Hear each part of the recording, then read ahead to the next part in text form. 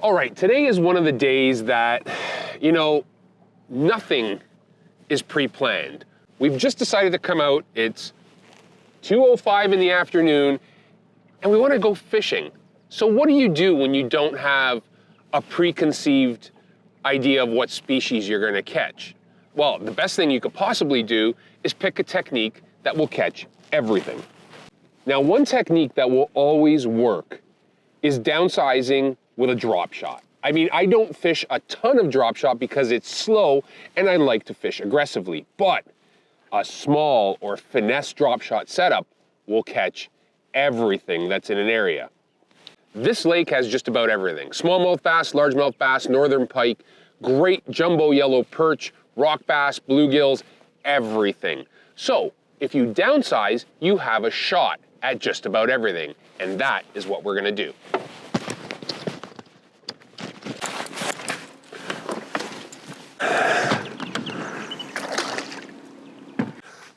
All right, so drop shotting.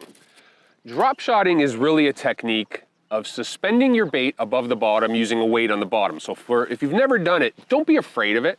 It is an incredibly effective technique, and it's incredibly effective especially when the bottom becomes covered in moss, which tends to happen as water warms throughout the year. So when you're fishing an area that has moss on the bottom, where a Ned being dragged on the bottom or a tube being dragged on the bottom will not work that well because it gets covered up in moss, a drop shot can be your best friend. So let's go through the entire setup to make sure you understand exactly how to rig your drop shot. All right, so drop shotting involves a few simple things. You need weights, you need hooks. Depending how deep you're fishing will depend on how much weight you need. Today I'm gonna be concentrating on 5 to kind of 12 feet of water. I'm gonna go with a 3/16 ounce weight. So basically, if you look at your weights, these are tungsten teardrop weights, which work perfectly for what we're doing. It's a mix of rock and sand. So for hooks, you really want a small, either drop shot style hook, which tends to look a lot like that. But today, we're gonna be using a minnow style bait. So something that is 2.8 inches in length, super tiny. So I'm gonna go with a Finesse Neko style hook that has a keeper up the barb that's gonna allow me to thread that hook further back in the bait. That's really important for getting good hook penetration in the roof of the mouth, or if you're fishing for smaller fish like yellow perch, rock bass, or bluegill, that'll give you better opportunity to hook up. For baits, I mean, you have a ton of options out there. There are thousands of great plastics. For me, the key is the profile and the size. And by size, when I say finesse, I'm going 2.5 to 3 inches at max. This is a 2.8 iShad that really I have all the colors that match the forage of the place I'm fishing. In this case, there's a lot of gobies in the lake. So I can go with a golden shad, or I can go with a green pumpkin, or I can go with a prism shad, or I can go with one called Goby. So having a color that matches the area you're fishing in or the bait fish that they're gonna be expected to target will really, really help. All right.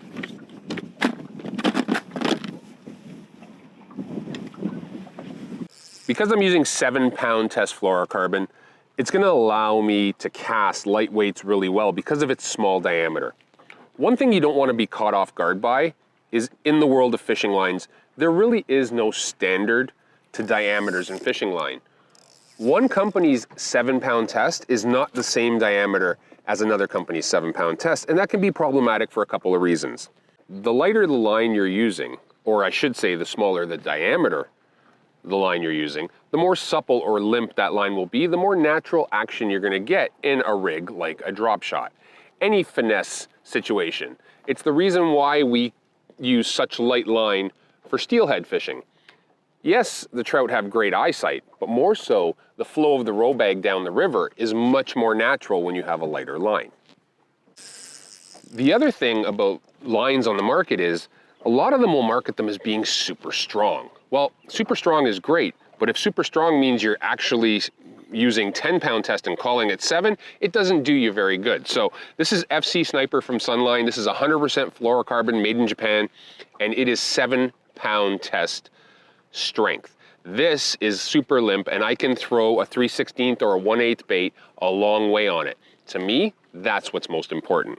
Now for a hook, I'm gonna go with a VMC Redline Finesse Neko hook in size 6. So what I like about these is it's got this locking keeper. So it keeps your hooks really organized, but I also can quickly look at the side of them and see what size they are. So by unhooking this, I'm gonna take one hook off of this ring, just like that, and lock it back up. And I've got my hooks secure. When you tie a drop shot hook on, it's very important to understand how you can do it. There's a couple of knots you can do, but probably the easiest to do would be a simple Palomar knot, which is going through the eye and then back through the eye, the same way you went out. So you've basically got your line sitting like that. I tend to leave myself anywhere from, you know, a foot to a foot and a half, depending how high I want my drop shot to sit. You basically take the two lines that are doubled over, you tie an overhand knot, just like you start a shoelace, and take that loop and slip your hook through it. Now the real trick is you want to keep your hook point facing upward. Let me just wet this. In order to keep your hook point, because it's going to sit like this, you can kind of see the hook isn't sitting properly. You take your tag end and go down through the hook eye with the hook point facing up. So that is going to ensure that when you pull on your line, your hook is facing the right way. Now when you attach your tungsten weights, you'll notice these have a quick keeper or a clip on the top of them. As much as I trust sliding my line into the clip and not tying it over, I always secure mine extra. So for length, I'm going to go with right around 8 to 10 inches as my length. And then I'm going to tie an overhand knot, or basically two overhand knots, to secure that to the weight. Even though the weight has that little pinch that'll hold it, this really, really helps making sure that when a fish jumps, if you catch a good one, it doesn't whip its head and fire that tungsten weight at you or your gel coat. Clip that off, and that is your basic drop shot rig right there. Now when it comes to threading on that 2.8 iShad, because I've got this keeper and these VMC Redline hooks, they have a PTFE coating, so they're super slick, but they also have a fluorocarbon keeper with a resin closed holder that will keep that bait threaded up there perfectly. So I'm gonna use the light side down, go in through the head of the bait, and I'm gonna come out right where I feel that the hook shank is gonna stay straight, and I can slide that hook right up there. That gives me the most opportunity to get the biggest bites and get the most secure hook sets when I'm fishing for these fish. Whether they're small or big, I have no fear with this setup.